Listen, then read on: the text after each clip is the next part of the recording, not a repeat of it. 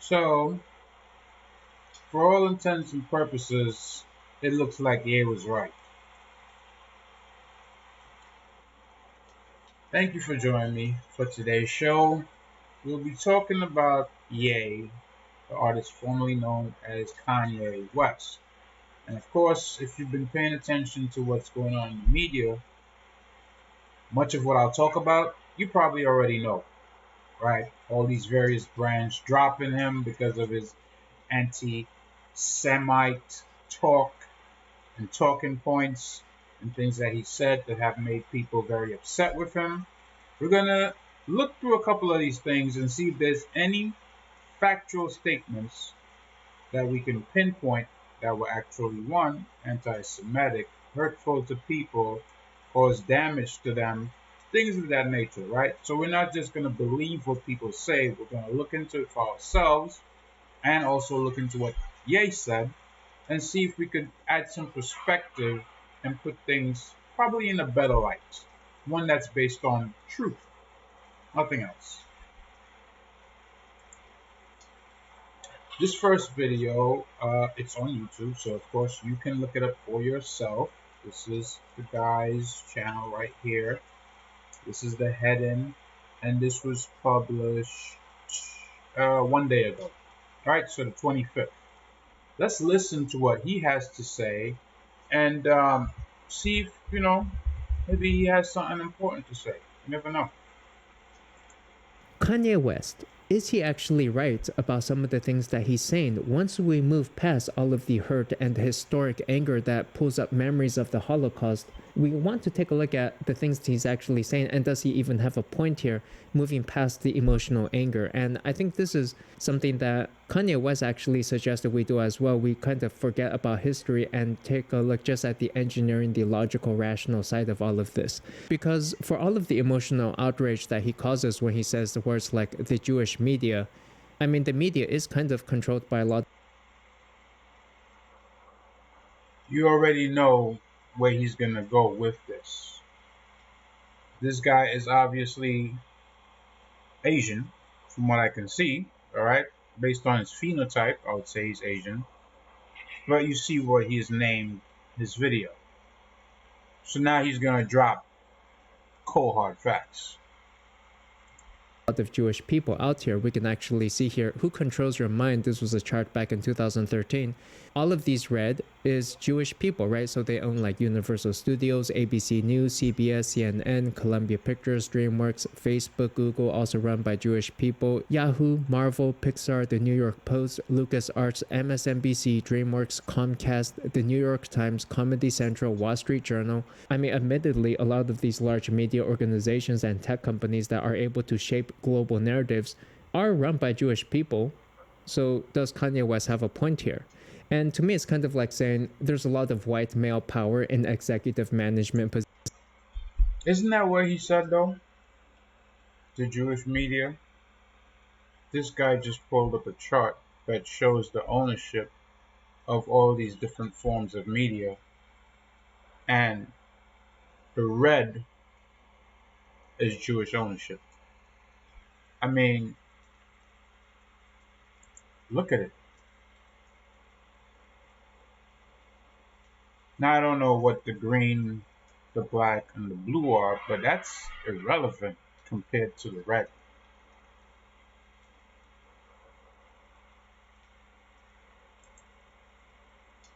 The New York Times, Comedy Central, Wall Street Journal. I mean, admittedly, a lot of these large media organizations and tech companies that are able to shape global narratives are run by Jewish people.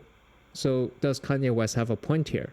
And to me, it's kind of like saying there's a lot of white male power in executive management positions in corporate companies.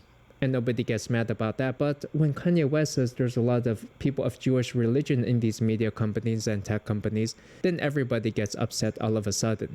And I think you have to remember that someone like Kanye West, who got to the level of success that he's at on the global scale, does not live in the same kind of politically correct, naive, bubble-wrapped world that we live in, but he's in this cold, hard, realist world, and he must see things and call things out for as they are. And so it's not entirely surprising to me that someone of his street smarts and instincts has also noticed that a large number of these media and tech organizations do seem to be run by people of the same religious faith. And what does that really mean? Maybe he's just kind of calling that out and saying, what is this? Is there potentially chance for, say, collusion in this space? So I wanted to give you my perspective on this as just a normal, uneducated tech bro on this with a passing interest in Jewish religion. And it is typically that I feel I can't trust any religious person, basically, because they have an ulterior motive. So people will act in totally bizarre, unpredictable ways to me because they have some random doctrine that they've been brainwashed into thinking, right? Like some people are going to just randomly go sacrifice themselves for some cause. And that's totally bizarre to me because it's not a logical thing, but they're acting for their faith or religion. And so, funny enough, if it were up to me, I would actually say that no person in a position of power should be religious. They Now, what he's saying there makes so much sense because it has already been discussed. This has been talked about for a while. Obviously, there's a lot of people that are not in the know about it. The people who are said to have their fingers in all the pies are, yes, they're from one specific religion, but they have this sort of collusion among themselves to like run everything, own everything, have control of everything, which I'm guessing basically like the rise of Hitler and the Holocaust was like they're never again, right? So they would never be in a position where that would be something that could come about again. So they have to make sure that they're set up in a way and have people in the right place so it won't happen. And that's fine. But if somebody says, yeah, well, you guys seem to have your hands in everything media, entertainment, Hollywood, sports, newspapers, TV shows, lawyers, doctors. Yeah, all you have to do is admit it. Pointing out the obvious, how can that be called anti Semitism? And let's not forget, Ye specifically said he is a Jew, he is a Shemite. So, how can a person who's making that claim then be called anti Semitic?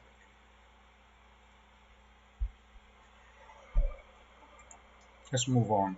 So, obviously, you've heard that Adidas and these places, these brands are drop. Yeah, it's not just Adidas, it's Balenciaga, uh, Gap, his attorney. But let's look at who's running these stories because you remember what this guy just said, right? A lot of these brands are owned, these news companies are owned by the same people. CBS was one of them. Let's hear what they have to say. That would be after we skip this annoying ad. Well, tonight, a growing number of companies are cutting ties with Kanye West over the hip hop mogul's offensive and anti Semitic remarks. Adidas and The Gap weighed in today, knocking I wonder what those remarks were. Let's him see. off the list of Forbes billionaires. CBS's Jonathan Vigliotti more now on the rapper's deeply hurtful comments and this the person consequences is that followed. reporting on it with a straight face, like it's the truth. But let's see what the remarks are. This is why Trump called out the media for fake news. This is exactly why he was doing it. People say what they want to say about him, or he's a racist. This is the definition of fake news. Rapper and designer Kanye West thought he was untouchable. 9 days ago, he said this. I could say anti-Semitic things and Adidas can't drop me. Now what? Now what? But today, amid tumbling stuff.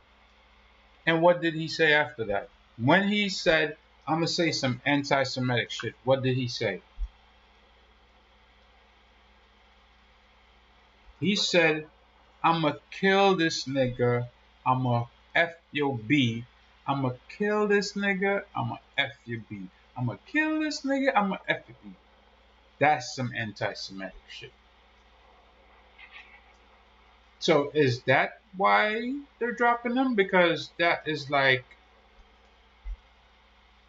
that's normal. that's every hip hop song, probably all the top hip hop songs currently. So it can't be that. The German sneaker giant severed ties with the artist, now known as Ye, saying in a statement it does not tolerate anti-Semitism and any other sort of hate speech, and it will stop all payments to Ye and his companies. West Yeezy brand once brought Adidas nearly $2 billion in annual sales. Critics say Adidas was putting profit ahead of ethics. Did Adidas make the right decision here? And so when he said that racism was a choice for black folks, where was this nigga over here?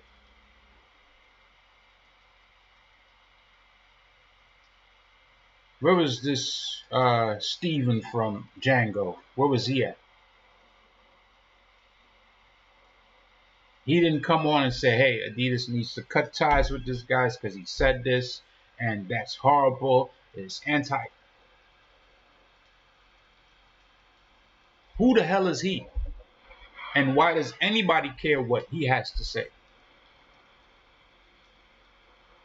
But this is the overplay for the underlay, right? Bring on a black person to discredit him because he's a black artist. So bring up some conservative, some black guy willing to come and say, oh yeah, they should have been cut ties with him, boss.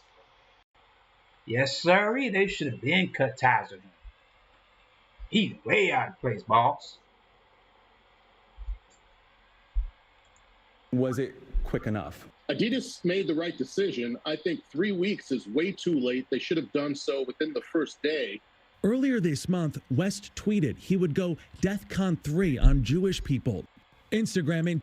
He already said on Drink Champs that he spelt it wrong.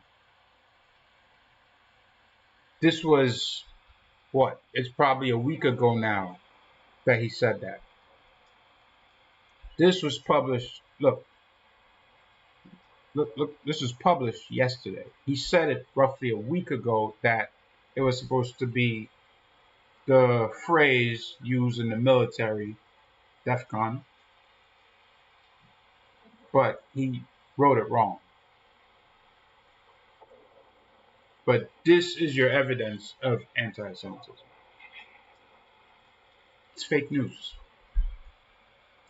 And Twitter quickly suspended his accounts. Companies like Fashion House Balenciaga, Vogue, The Gap, Foot Locker, and even his talent agency all have these parted places ways. Dropped him. The controversy because apparently of that sparked tweet, this anti-Semitic which he already said was spelt wrong, number one.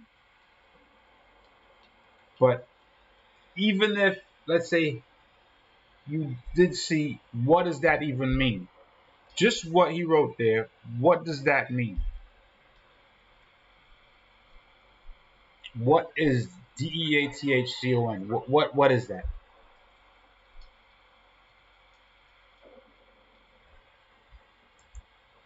demonstration this past weekend on an overpass in so these white dudes is going to be under Kanye. Is that what you're saying? So Ye is going to be the new Hitler. That's what we're saying. Really? Y'all want to go there? Los Angeles. It just takes one deranged person of his 31 million followers on Twitter. Look at this idiot. It just takes one deranged person of his 31 million followers on Twitter, and it'll be back to the Holocaust for us, boss. Are you kidding me? How many people have been taken out because of Ye's tweet? Can we find that out? How many of his people have been, pulled out of their houses, thrown in prison and shackles and stuff since that tweet came out? I really want to know.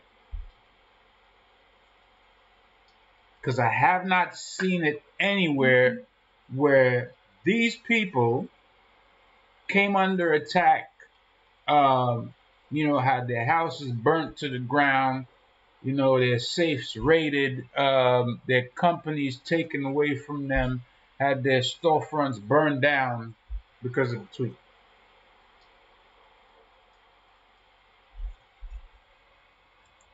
or again, his hundreds of millions of fans around the world to say, if the Jews are out to get Kanye, I'm going to get them.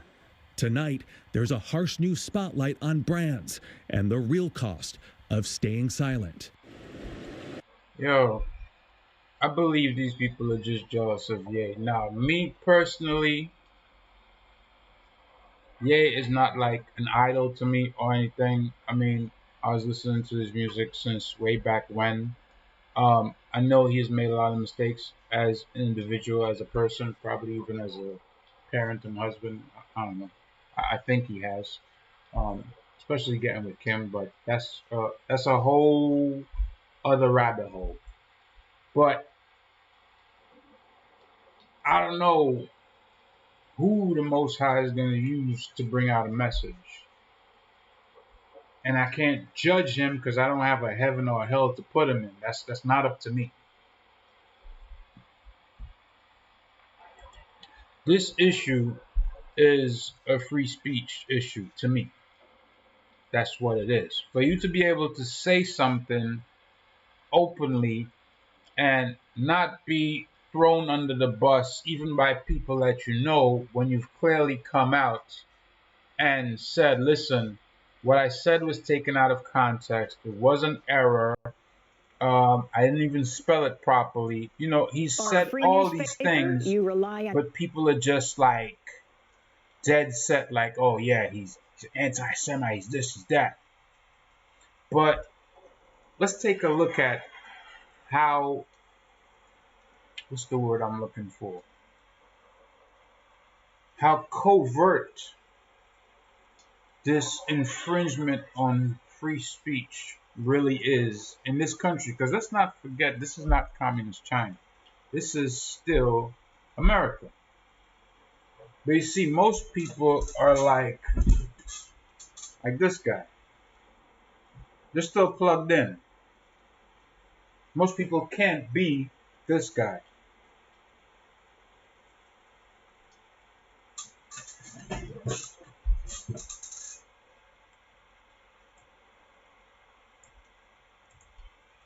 This is Democracy Now!, democracynow.org, The War and Peace Report. I'm Amy Goodman. The ACLU has just asked the U.S. Supreme Court to overturn an Arkansas law that requires all state contractors to sign a pledge declaring they will not boycott Israel. Arkansas is one of 35 U.S. Come again? Yeah, I gotta run that back. Because I know they didn't just say what I think they said, so I'll play it back.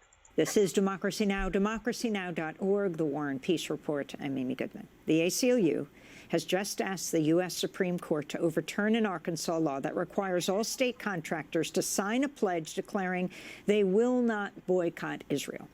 Arkansas is one of 35 U.S. states that have passed legislation to criminalize or discourage BDS. That's the Boycott, Divestment, and Sanctions Movement, which seeks to boycott Israel and Israeli goods to protest violations of Palestinian rights. The ACLU originally sued Arkansas on behalf of Alan Leverett, the publisher of the Arkansas Times. He appears in the new documentary, Boycott. So these people have actually went as far as to legislate that you cannot boycott Israel. Are you picking up what I'm putting down? Now, yeah, they might use somebody else to do it. But did you get that? All right.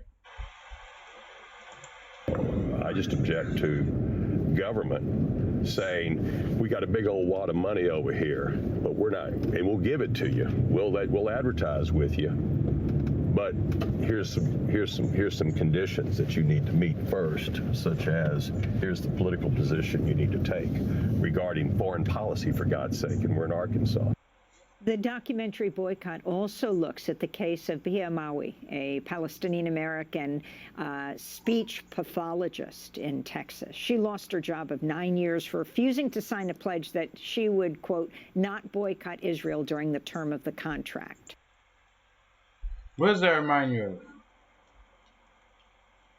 Doesn't it remind you of conservative people, especially from places like New York and other states where people have a conservative mind, when they brought the juice around, saying, hey, shouldn't we have the choice to say yes or no?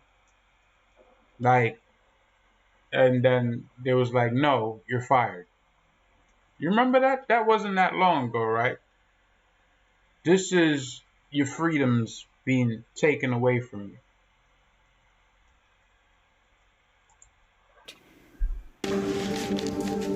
I have a lot of family members that still reside in the occupied territory.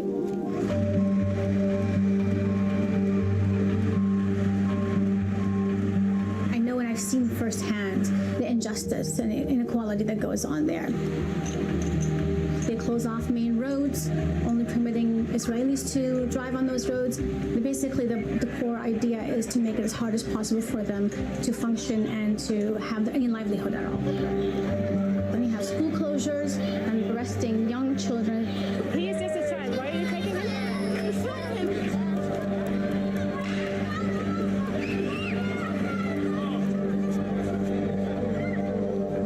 This young kid. And I could not Yeah, stay large bowl quiet of and weed. just go on with my life. Well, I know that this law is going to make it okay to continue this kind of oppression against the Palestinians. An excerpt from the documentary Boycott.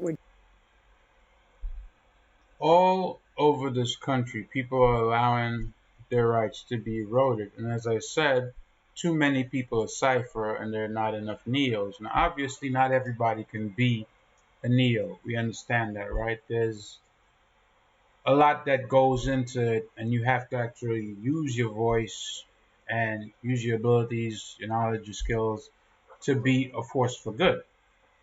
True enough, it's not in everybody's character to do that. This is why there are platforms like this one, which is small, but there are other people that are out there saying similar things. I think the thing that people are missing is that incrementally, if you allow these rights to be taken away and you don't do anything, you will find yourself in a position where you don't have anything left for them to take from you but your life.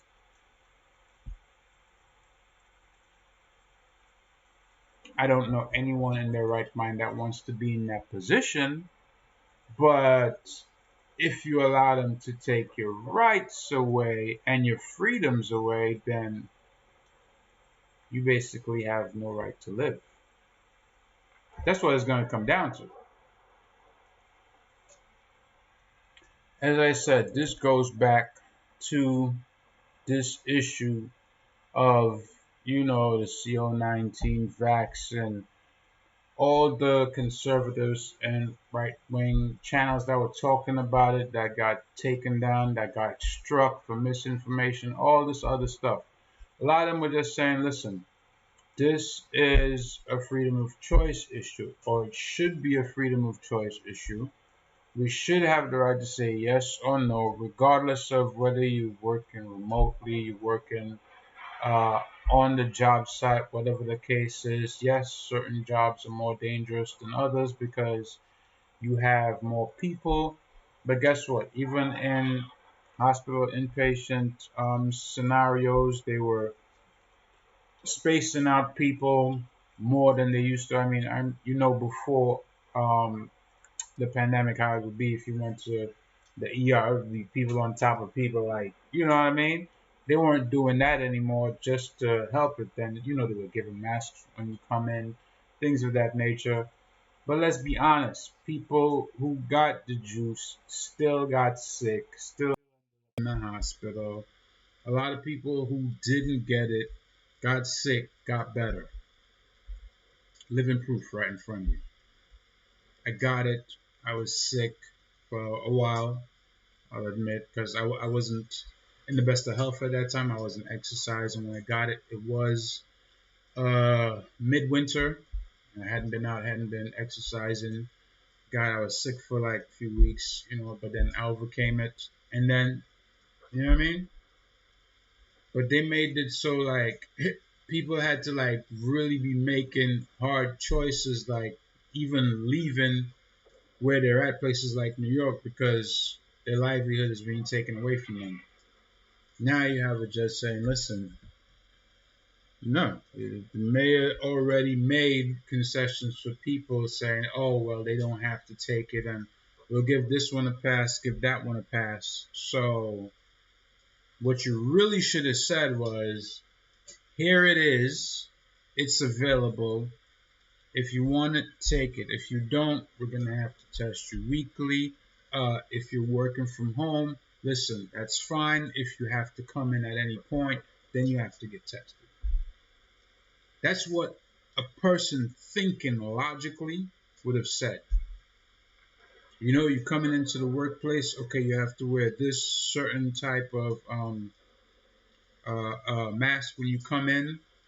This will be what protects you better. And when you're having your lunch, you have a cubicle, make sure you have it there. Don't go into the break room to congregate with people because we're afraid of it spreading. You put things like that in place so that, okay, it's easier. If people have the ability to do the job where you're their employer and they can do it from home, you let these people work from home. You don't tell them, hey, you have to take it or you're fired. That's BS. No matter what, people still have rights and freedoms that no state should be saying, listen, you can't do this. Right? Look how long they left abortion on the table for people to just go out here, spread their legs, get knocked up, and say, hey, I don't have money, but I need an abortion. Let Medicaid take care of it. But something like this that just came out, you want to give it to people, and then, you know, hey, let the chips fall where they may, as long as the pharmaceutical companies don't have no, you know, they don't have nothing to do with it. If it don't go with you, then, you know, all right, we're good.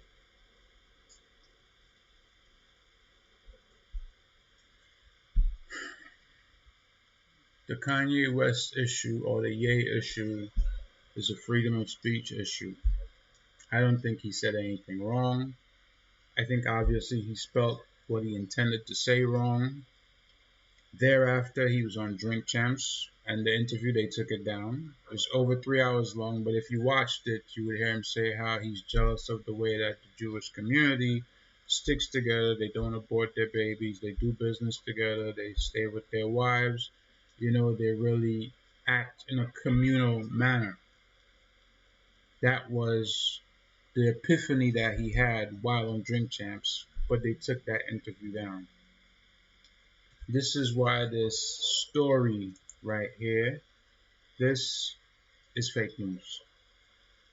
What they should be playing instead of the part where they showed him saying, oh, yeah, I'm about to say some anti-Semitic shit, they should have played the part where he said, I am jealous of the Jewish people and the Jewish community. That's the part they should have really played. But you see, they can't play that part because then it puts him in a favorable light. Then you're going to be like, oh, well, that's not anti-Semitic. He's saying that he basically really admires them. But see, that's not the message they want to give you. But again, this is one of the companies that's owned by exactly who the first guy, the Asian guy, and this is taking horribly long to load, so I won't even bother with it. But the first guy who was saying, you know, they had this whole list of companies, that's one of them. So, you know, that's the video. I'm going to leave it there. I mean, you pretty much saw where all the stories are. You can go check them out for yourself. That's my take on it. All these brands that drop, yay, I mean, I'm not going to support them because I think what he said was the absolute truth. If you think he's telling the truth, you shouldn't support them either. You know what I mean? But at least now he's free to do his own thing. He doesn't have, you know, he doesn't owe these people anything. They decided to cut ties with him. Whether it's legal or not, whether they had contractual obligations or not, I don't know. But you see they're reporting on it and they're really happy about it, I'm pretty sure. Right? They're happy now. Oh, Forbes saying he's not a billionaire anymore. Make sure you like, comment, subscribe to the channel, share it. You know, there's people that need to see this and need to put things in context. And that's what I'm trying to do. Until next time, hope you enjoyed the video, and I'm out.